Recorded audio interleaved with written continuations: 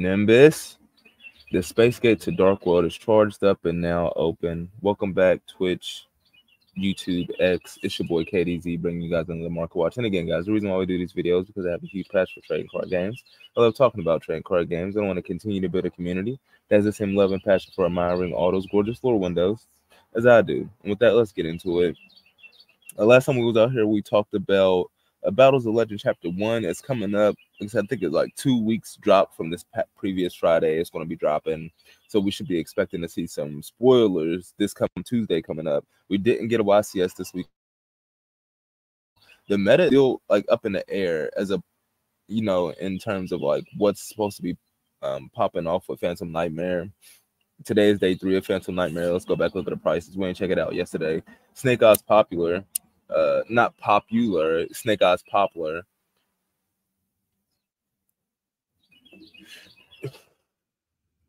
Here you go, babe. Whoa, okay, lower the prayers of the voiceless voice. 5 listings from 275, market price 175. That's kind of insane. That it had like $100 increase. Snake Eyes Poplar, 34 listings from 180, market price 225.26. So that's falling. Promethean Princess Bestower of Flames, 29 listings from 380, market price 409.97. That's falling. Low, appreciate it. Low, the prayers of the voiceless voice. This was a $65 card. 21 listings from $80, market price 81.05. It increased $15 in the past 2 days, which is extremely surprising because I don't believe voiceless is supposed to be like a mainstay in the meta. I guess this is just FOMO. People fear of missing out that low prayers of the voiceless voice is going to go even further beyond, when in actuality, it's a card that's destined for a reprint. The only thing that makes sense to buy is the QCSR. Estimated base price for a QCSR, and it said 320. We're looking at $320. So it looks like low the prayers of the voiceless voice are trying to hit that estimated base price, jumping from 175 to 275 with 5 listings on the market. But I'd definitely give it some time. Give it about a week. I don't think low, either version of low, is going to be as expensive as it is now. I definitely see popular going up even crazier in value as opposed to low holding this $275 price point with 5 listings on the market. Capitalism is going to take over. More listings are going to pop up. People are going to be trying to create capital. It's going to drive the price down through competition. The last time we were here, nobody had bought a copy of the Black Goat Laughs. It was like a 75 lowest listing. Now, there's been some copies that sold, 36 listings from 67.01, market price 68.83. So that's interesting. EMP Meow Mine, QCSR, 41 listings from 43.98, market price 62.15. So this then fell $20 in 2 days.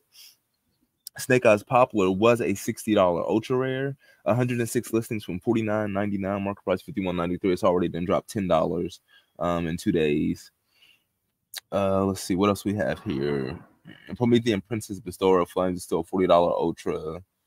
Magic Spectre Orthros new, 35 listings from 32.51, market price 42.28 is $10 underneath its market price already. Where is that one weird card? It had the weird name. Awakening of Vito. No, Vitos, the Eruption Dragon of Extinction. 40 listings from 96.98, market price 108.73. So it's definitely dropping in value. I'm not surprised that it's not a $100 QCSR, or You Bailed a Loving Defender Forever. It's not a $100 QCSR. It's just the way it is. For different sets and whatnot, but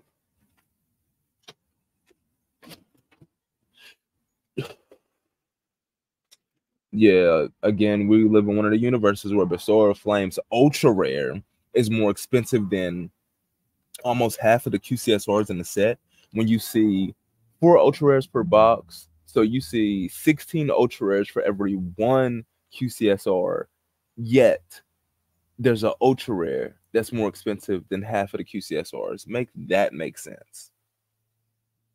Vitos, the Eruption Dragon Extinction, 32 listings from 15.98, market price 17.49. It looks like the price is trending downward in value, but I could have sworn it was cheaper than this on Friday. I thought it was like a $12 card on Friday. Now it looks like it's dropping down from $20.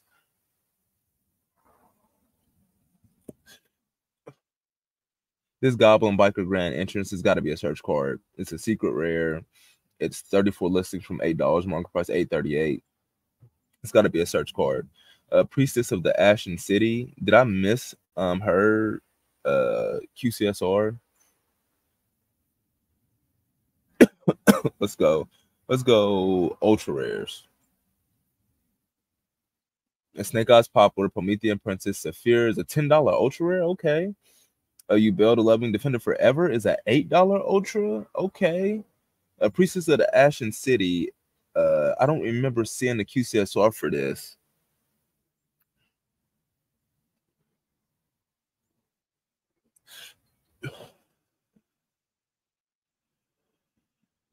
Calling out the Eternal Machine, 30-cent ultra. I'll definitely be looking out for the QCSR for that. If I'm not mistaken, it's like $20. But the Priestess of the Ashen City, I wanted to see where that was holding. And the Skull Guardian, Protector of the Voiceless Voice. That's the one that was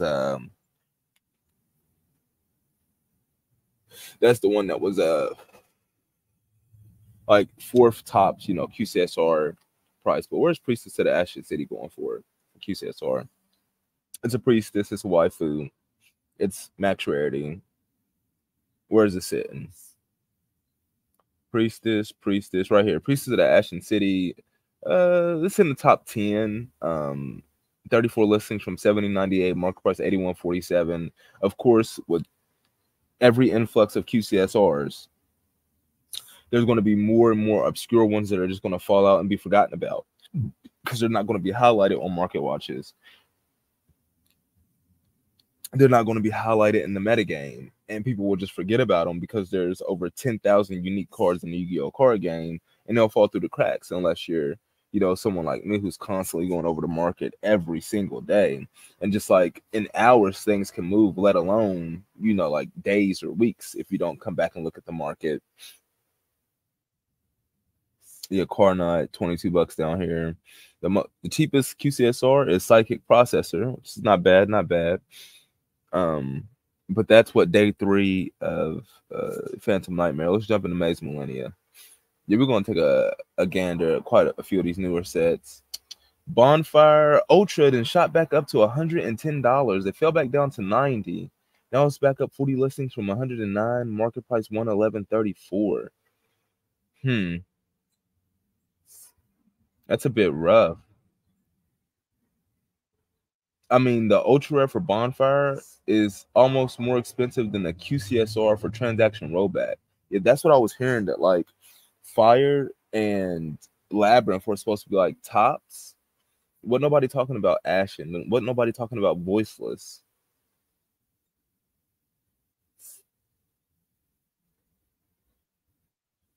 A Bonfire could not hold the estimated base price though for a collector's rare in the set, which is at $270. Bonfire is $100 cheaper than the estimated base price. Yet the sealed is still holding strong, $10 above the market price. That just goes to show that the ultra rare is not value, but the collector's rare is definitely value. However, spending $600 on a playset of Bonfires is rough. I mean, spending $300 on a playset of ultra rare Bonfires that are destined to end up being like $5 cards once they get prismatic secret rares is even rougher. I mean, you spend, you take that into account. You spend $300 on Bonfire Ultra. It drops down to a $5 card. Your $300 investment turns into a $5 investment. I mean, a $15 investment, as opposed to you buying $600 worth of Bonfire, and then it falling down to $150, $100. Then your $600 investment is only a $300 investment. You're still keeping. You're not even keeping half. I mean, 150 would be half of the ultra rare. You're not keeping that. At least you're keeping half of the Bonfire, value. And there's potential always in the future for it to go up. However, considering that it's only collector's rare, it's not QCSR, it's not Starlight rare, there's potential for it to be reprinted again, which is unfortunate, which can drive the price of the collector's rare down even further beyond. But I mean, it's at the point where You have to buy it, play with it for a little bit. Then once those reprints get announced, to release it back into the wild as soon as possible. Because I mean, there's just Drake, no telling when a card that don't got a QCS or a Starlight could get a QCS or a Starlight, which would, supersede anything that came before it as max rarity. So you always have to be wary of that. But things that have received like Starlight rares, QCSRs, I wouldn't mind, holding on to those, especially the really, really cheap ones, like the stuff that we got in Legendary Collection 25th anniversary and the 25th anniversary Legendary Collection that's coming up, Rarity Collection. The cheap ones in there are just mind-boggling value, considering that they're quote-unquote max rarity, but they're like sub $10. And at any point, support gets announced for an archetype, random meta tech,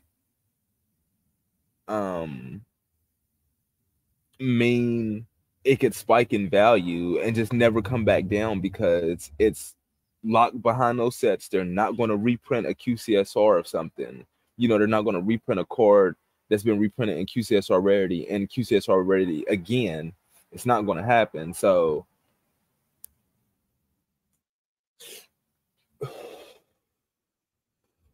that's why I just like had a huge eye out and had a huge focus on QCSRs and the 25th anniversary rarity collection, things of that nature, because there's nothing like it. This is an unprecedented time in Yu-Gi-Oh! It's unprecedented. Because it's unprecedented, people don't fully understand, they don't fully comprehend, they don't fully grasp how to value these things. And everybody's placing bets right now. Weirdly enough, if I'm looking at this correctly, a lot of these cards in here then fell back out. What? Like Dimension Shifters, 55 listings from $22.98, market price $27.09. Lightning Storm, 30 listings from $21.99, market price $24.09. Nadir Servant was damn near a $27 card, 49 listings from $18, market price $22.99. Change of Heart was a $30 card, 61 listings from $18.50, market price $21.14. What happened? Artifact Lancia was a solid $20 card, 68 listings for $13.79, market price $19.52. Is that just capitalism at its finest? Competition ramping up and listings hitting the market and people trying to create value, trying to create capital under listing other sellers. Falling to Albaz, 50 listings from $18.98, market price $18.14. I mean, like I said, or a lore video pops up, like how we just got an announcement of like the new Yu-Gi-Oh animations. A lore video pops up on the card, and then people become even more smitten with something, or people become introduced with something, and they want to immortalize something that's been animated, so they go after the card. And of course, who wouldn't want the card with the most luster? I mean, come on now, QCSR for the win.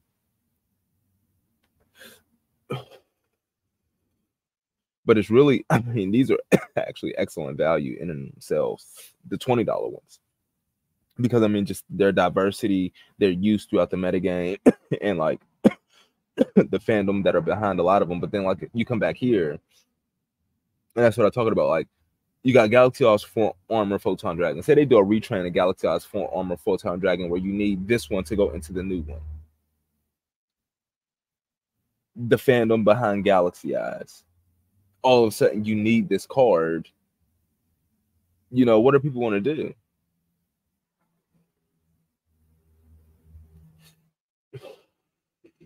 They make a busted Spellcaster Fusion monster where you need Magicalized Fusion now. What are people going to do? It's $3. It's 67 listings. It's over 100,000 Yu-Gi-Oh players. There's not enough listings to go around.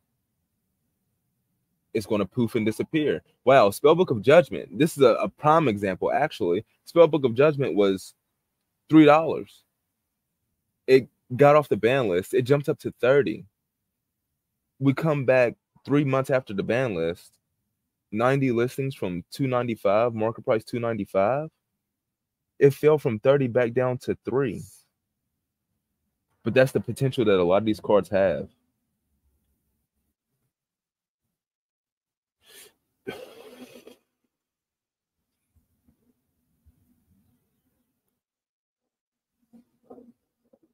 And of course, guys, this is not a financial advising channel. None of this financial advice. I'm just telling you guys how I look at these TCG markets and just a ridiculous number of these QCSRs are primed. And I'm gonna keep beating that drum because I mean, I just, like I said, because it's unprecedented, I feel like this is where the focus should be. Somehow, Ghost Ship Angel of Mischief, 18 listings from 498, market price 586. Of course, I mean, I do say Exceed monsters benefit the most from this rarity. They have the most luster. They have the best contrast when paired with this rarity. But really, is anybody really playing Ghost Tricks? No. It would be nice to see Alucard though, and QCS already. I wouldn't mind that, even though it does have S tier Ultimate Rare Technology card. I wouldn't mind that. Cherry BNA back down to 7. It was a $3 card solidly. Jumped up to 15. Now it's half of that.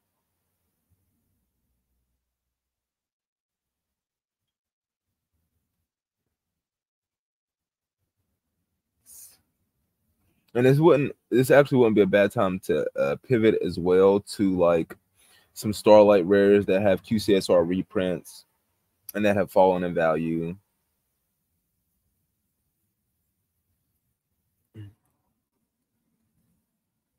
This is not any of those, but we're probably going to take a look at a couple of sets that got some Starlights in them. A Maze of Memories, 33 listings from $60, so about $180, $200 for a QC collector's rare coming out of this set. Excel Synchro Stardust Dragon, 30 listings from $62.70, market price $69.59. I mean, this is definitely one of the sets that's going to be up for, Mega 10 reprint. Secret rares incoming, more than likely prismatics for cards like Wake Up Your Elemental Hero and Excel Synchro Stardust Dragon, Blackluster Soldier, Legendary Swordsman. That would be immaculate to get that in prismatic secret rare. I would really enjoy that. I don't want to pay $8 for an ultra rare for this card. I just don't. I mean, if you're going to pay $8 for the ultra rare, you might as well just pay $13 more and get the collector's rare. Like, it's not even, there's not even a discussion there. Especially when the estimated base price for a collector's rare in the set is $180 to $200, you can almost get 10 for the price of 1. And then a huge miss by money on this one. Make a Photon Orbital collector's rare, not one of the many different dragons in the Galaxy Eyes Photon Dragon lore. I mean, come on now, Konami. Here you go, baby. Magna Crusader Avermax collector's rare, $10. Rightfully so, though. I got the QCSR. A Firewall Dragon, Dark Fluid, Neo Temple. hold on. Firewall Dragon, Dark Fluid, Neo Tempest, Terahertz. There we go. The ultra rare is about $5, and the collector's rare is about 40 listings from $15.89, market price $19.30. All right, channel my inner V. Let's look at some of these legendary duel sets. Let's go Soul Burning Volcano.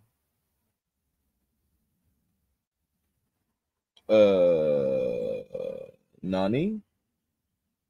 When the hell does Salomon Great Raging Phoenix become a $50 ultra rare? Huh? Legendary Duel Soul Burning Volcano booster boxes, they're only at $40 right now. So Salmon Great Raging Phoenix has driven the price up of the booster boxes by $10.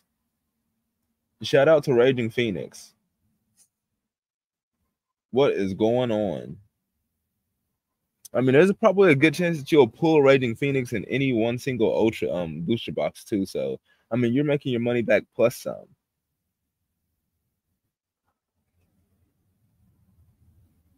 Outside of that, though, like everything falls off. I mean, Solomon Gray sound like Wolf the Ghost Rare is $70, but after that, Raging Phoenix, everything just falls off a cliff. Like it goes straight down in terms of value. So if you don't, it's Raging Phoenix or bust essentially. But the ratios are not that bad, I don't believe, for ultra rares in these sets.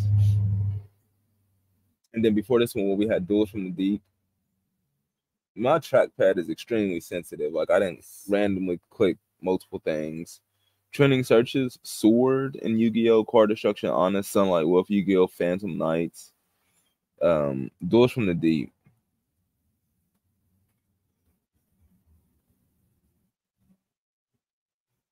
$22 for a booster box. A Bitch Shark will run you 10, Fishstone will run you 9, Morensis Dive will run you 7. I mean, if you want to open up packs for fun, you know, get that nostalgic feeling of opening up packs that don't have a foil on every pack. This is definitely the box to grab. I mean, $22. That's dirt cheap. I mean, we just looked at multiple different cards themselves individually that go for $20 when you can get, I mean, what is it, 36 packs in a box? 36 packs of 5 random cards. So do the math. 180 cards. You can get 180 cards, or you could buy one card. You can buy 180 cards for $20, or you could buy one card for $20.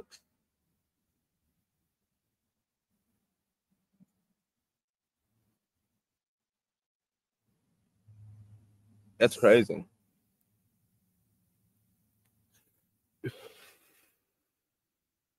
In all honesty, like until I bought like a couple of these, it didn't make me hard to buy any $20 cards because it's like, look at the value here.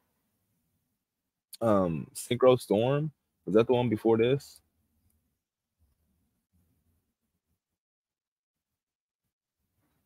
$20, Synchro Storm. Again, both of these sets have ghost rares in them. I mean, if the ghost rare is one per case, and the case now is going you like $200, the estimated base price for a ghost rare will be $200 for both of these sets, and they're both around like 20, but 10% of that price. Market price got them at 10% of the estimated base price of what they should be going for. In a perfect world for Konami, where there is no secondary market and everybody has to buy packs or trade to get what they want.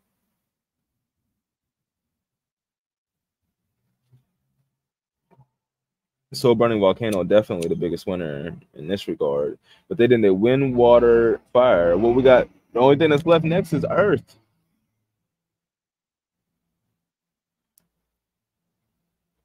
It is what? Legendary Duelist Earthquake 2024, 2025. We still need that Legendary Duelist Season 4, and we need that Hidden Arsenal Chapter 2, though. Konami, like I said, because there's so many cards from the anime alone that they have not printed, they could easily throw like original cards from the anime into like some of these newer sets. Hidden Arsenal Chapter 1 booster boxes holding solidly at 40. I mean, is the market finally correcting itself on this set? Like, it's $42, $43. This is a solid $30 set. I still never picked mine up, unfortunately. I never picked up my Hidden Arsenal Chapter 1 sealed for the $30. But they're still only 45, which is like $80 under MSRP. Like $44 for 8 of these. You do the math. What is that? $5 per box. Again, buy one $40 card or buy a specialty set sealed for $40.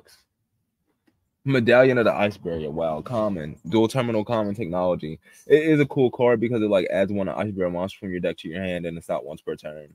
So it's a really cool card in that regard.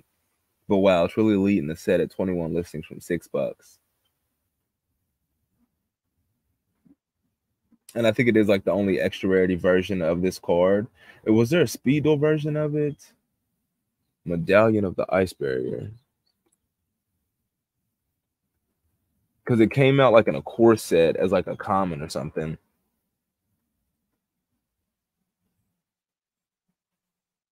Common. No, it doesn't have a okay. Yeah, it came out of Star Strike Blast as a common, but it doesn't have a speed duel printing. Oh yeah, speed duel doesn't have synchros yet. So I know Ice Barrier is definitely going to be one of the first synchro themes that speed duel comes out with. So I'm wholeheartedly, honestly, I wouldn't be surprised if they gave this a secret rare in speed duel.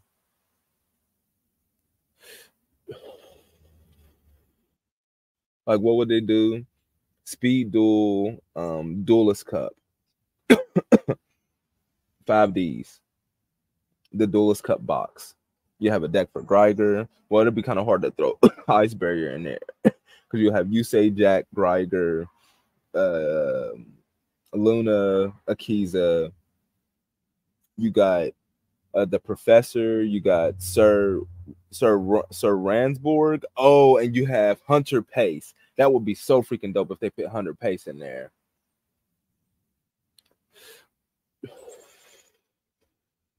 Still to this day, I love to shout out. Um, I probably should own this card. Burning Skullhead. Freaking love this card. Only has one printing. Comes out of Yu-Gi-Oh! 5D's Willy Breakers promotional cards. Lightly played unlimited run you about $11. Near mint on limbs is only $14-15, and I say that only $14-15 because this is just an obscure ass card from an obscure ass set in ultra rare rarity, and it has all three of the cards that he used. I mean, definitely these could use a reprint. Speed Duel would probably be the perfect place to reprint them. I don't know how much of a Speed Duel would drive down the price of these though, honestly, because like they're so obscure. Having these in near mint, if anything, it'll probably bring like more, attention to them and probably drive the price of them up for the near mint copies. I wonder what the pop of these would be like PSA 10. But of course, guys, we can't be out here all day. Hopefully, I provided some value with this live stream. Market watch, like Kakarot, send me your energy so we could get that space gate charged up for part 2. And with that, we're gonna be getting up out of here. Nimbus, are we in there? Are we in there? Yeah, we in there.